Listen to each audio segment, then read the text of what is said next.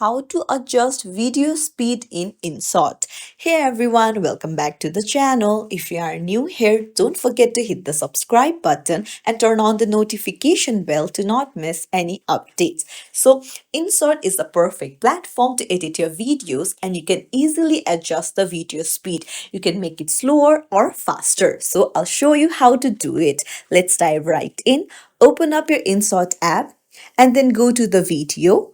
You can choose from a gallery or work on your draft video. So once you have your video ready, just tap on the video and then you can see various icons. Swipe to the left and search for the speed option. So you can find speed, just tap on it.